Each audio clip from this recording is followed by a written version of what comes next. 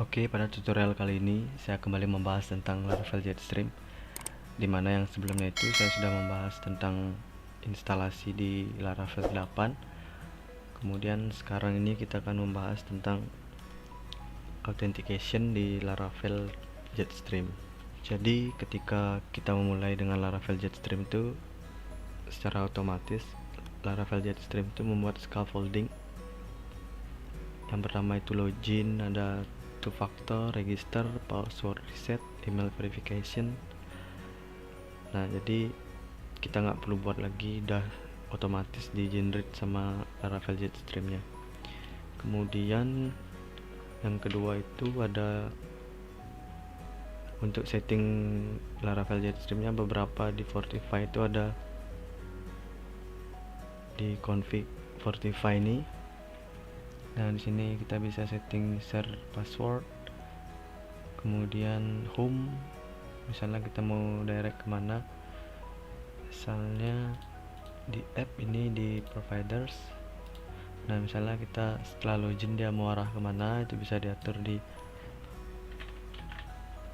dalam Fortify, di config Fortify. Kemudian berapa fitur yang bisa kita gunakan, to register, reset password, update profile, update password. Di sini ada, kita bisa, misalnya kita nggak perlu pakai fungsi ini, kita bisa matikan. Itu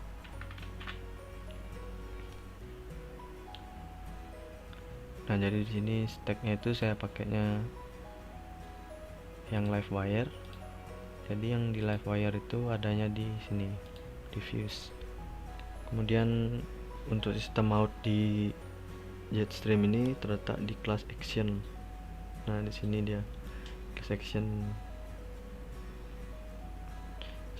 Jika kita ingin update, misalnya kita ingin update profile, kita bisa akses ini. Di sini dia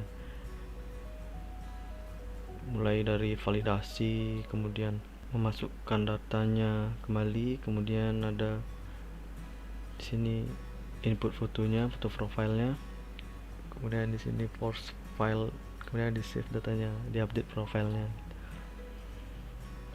Kemudian untuk passwordnya itu password validasi. Nah di sini password rulesnya itu dia buatin trade, jadi dia buatin validasi satu, kemudian bisa dipakai di create new user ini, di validasinya dimasukin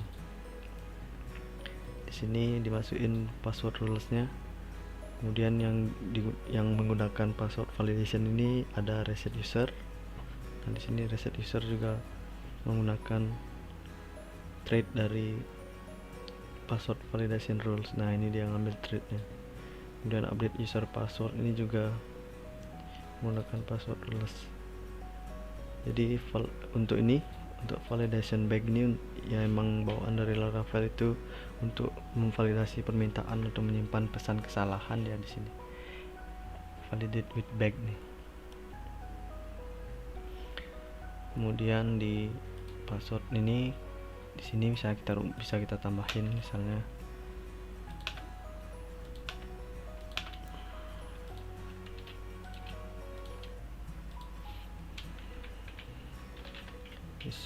itu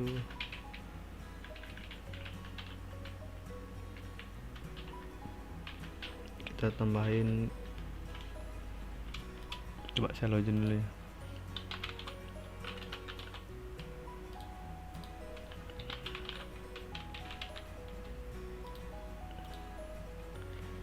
Saya login. Nah di sini misalnya kan current passwordnya itu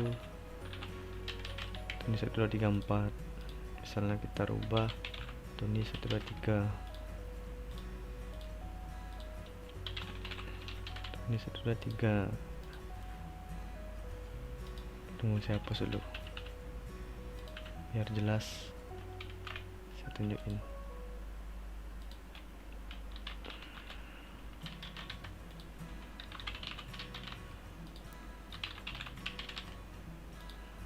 Nah kan di sini dia validasinya kan gini, harus 8 karakter. Misalnya kita mau rubah, sesuaiin, bisa disesuaikan misalnya kita tambah linknya mau misalnya yang kayak seperti di dokumentasinya kan bisa ditambah linknya jadi 10.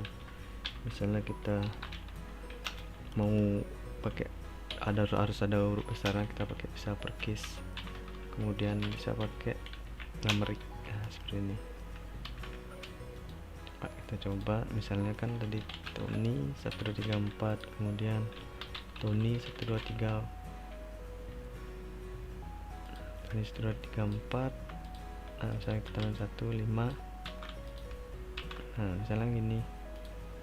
Nah di sini kelihatan ya, password itu harus 10 karakter, dalamnya harus terdapat uppercase huruf besar karakter, kemudian harus ada numbernya. Jadi bisa diatur di password rules ini. Jadi kita di 3 kelas ini itu nge-treat ke sini, ke password validation rules ini. Jadi untuk yang terakhir itu ada yang namanya email. Nah di sini email verifikasinya ini dari awal tuh emang udah di disable, kemudian kalau kita enable, kita hilangin tanda garis miringnya tadi, kemudian di users kita tambahin implement mas. Nah di sini langsung dia ke import, ntar use eliminate.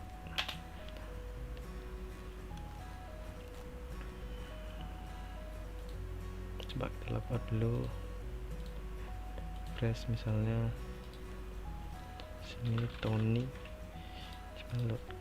Tony 1234. Nah kayak ini dia recent verification email. Misalnya email verified ad-nya ini udah, baru dia bisa login kayak gitu dia. Jadi yang saya kurang tahu tuh kayaknya harus dibuat manual emailnya itu, kayak biasa kita buat verification email di Laravel sebelumnya. Cuman di sini dari fungsinya udah disediain kayak recent verification email udah dibuatin. Jadi tinggal kita setting DNV nya aja sama blade template nya itu, template model verification emailnya tuh. Ini kan tampilannya ini dia gininya, yang belum ada template yang dikirim ke email itu, yang belum ada kayak sini. Saya udah cari nggak ada ya gininya. Saya cari beberapa, coba kita lihat.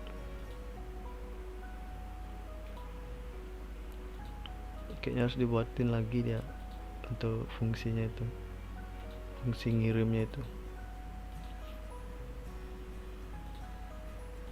Oke, jadi sekian untuk tutorial ini, saya bahas sampai di sini dulu. Untuk tutorial berikutnya itu saya bahas tentang timnya. Jadi saya hilangin dulu, coba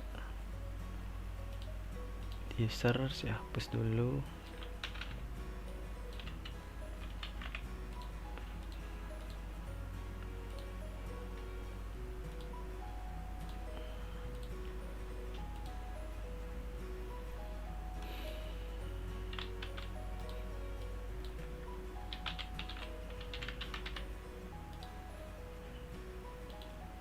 Untuk berikutnya itu saya bakal bahas tim setting. Nah, di sini saya akan bahas semua tentang tim setting. Kemudian saya bahas security-nya. Yang security-nya itu dari two factor ini sama browser session. Oke, sekian tutorial kali ini. Terima kasih sudah menyaksikan. Jangan lupa subscribe. Terima kasih.